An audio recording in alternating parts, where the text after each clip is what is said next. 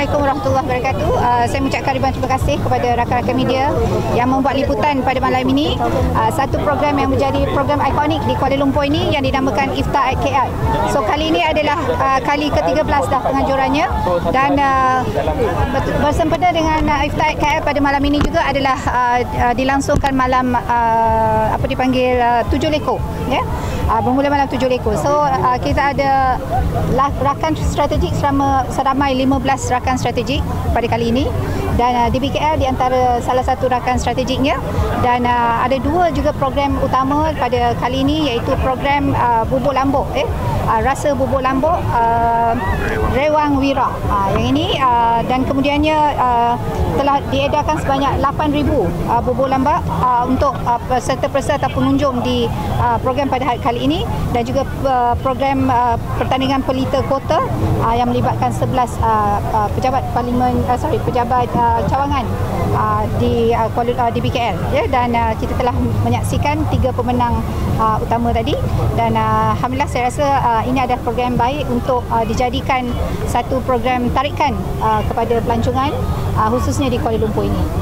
Jadi mungkin program ini diteruskan? Ya, kita akan teruskan. Kalau kita tengok pada malam ini saja kehadiran hampir 15,000. Ya, jadi ini adalah satu perkara yang baik, maknanya mendapat sambutan daripada orang ramai sekitar Kuala Lumpur dan kawasan-kawasan yang berdekatan dengannya. Baik.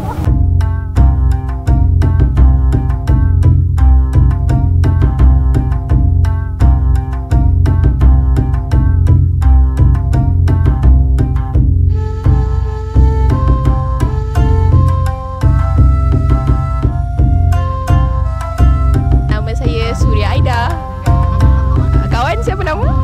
Nama saya Aminah Khairi. Seorang lagi kawan? Nama saya Nur Hayati. Saya memang kerja kat sini, so bukan first time, tapi kawan daripada? Saya daripada Melaka, saya duduk dekat Melaka lah. Ni first time saya datang buka puasa dekat Taman Merdeka ni lah.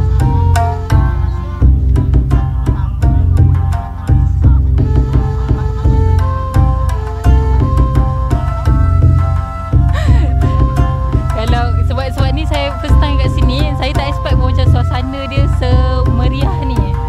Saya ingatkan mungkinlah sebab sini susah nak solat ke apa kan. Saya ingatkan mungkin tak ramai orang, tapi ni ramai. Ada sedia jual, ada berbuka lagi, happening lah. Kita plan kita buat potluck hari ni. Kita orang daripada pelbagai negeri. Saya dari Shah Alam, kawan saya Syafiq dari Kedah.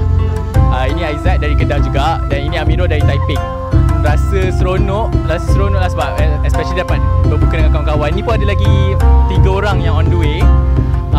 Dapat rasa seronok and macam agak overwhelming jugalah sebab macam ramai manusia. I mean like ramai orang lah kan. Sangat meriah. Suasana memang meriah, cantik, memang berbeza lah daripada apa yang saya selalu buka. Harus sebab yelah meriah kan, ramai-ramai berkumpul.